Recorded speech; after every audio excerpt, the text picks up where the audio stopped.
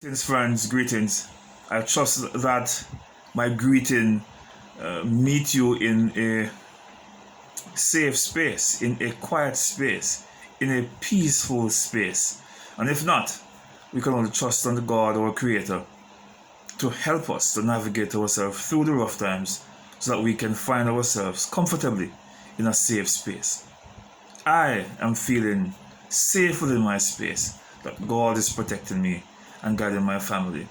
And I trust that you will find, if you have not found it as yet, if you have not found it as yet, that you will find a safe space in which you can feel comfortable, in which you can feel contented in your spirit, and content to be trusting that God is working things for your good.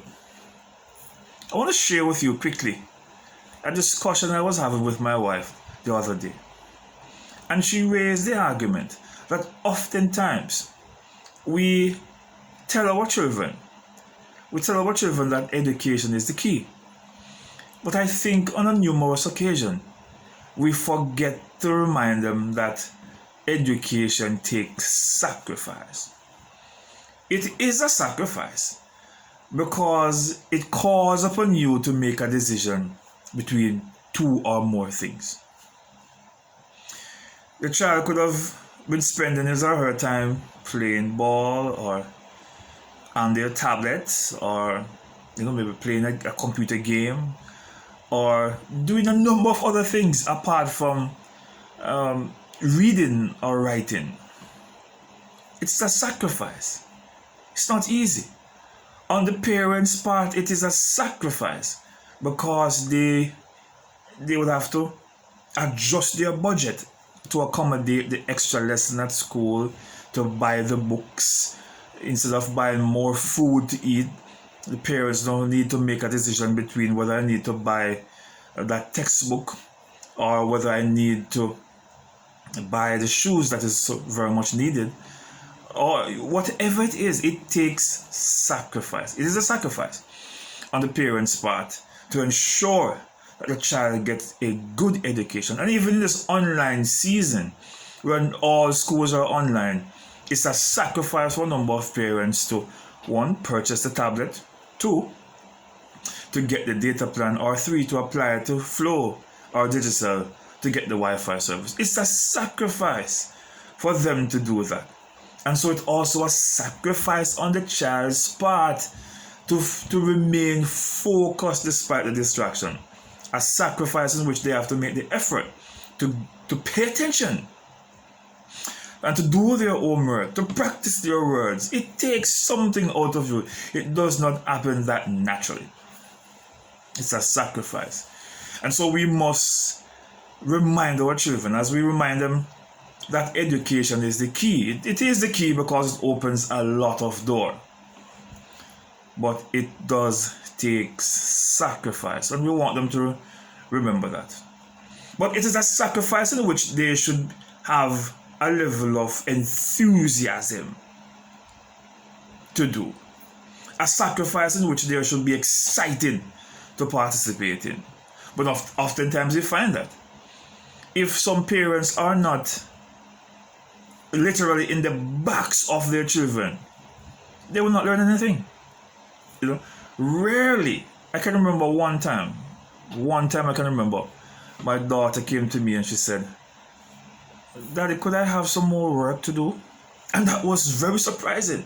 And I think that comes from a space where, because she habitually engaged in learning, or learning is always a part of her daily activity, then it becomes easy for her to say, "Can I have some more work?"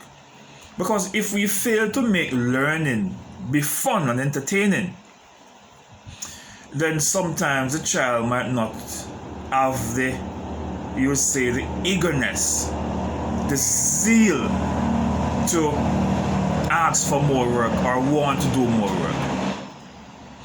And so it is us as educators, as teachers, to ensure that our children enjoy the learning experience.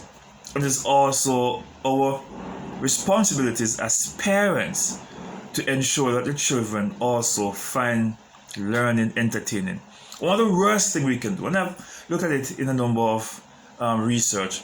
One of the worst thing parents can do is to make learning a punishment.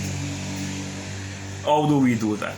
When the parents say to the child, "You're giving too much trouble, go and take up your book," or "You give too much trouble, go and write off those sentences." I remember in school we did it, where a punishment was to write off a sentence like 50 times. Oh man, that caused children to hate writing. Or when you give the child a book to read, to say, "Go read the book," as a sign of punishment to keep them away from probably watching the tablet or probably going next door to play or whatever it might want to be. But once you give the child the impression that you're using this learning process as a mean of punishment, as a measure of your punishment, that child, believe it or not, may grow up and don't like learning, don't like to write, don't like to read, because it came across to the child as a measure of punishment. So, parents, as I said, and friends and guardians and whoever you are, we're all educators. At some point in time, we play an integral role in the life of our children, educational development. We must remind our children that education takes sacrifice.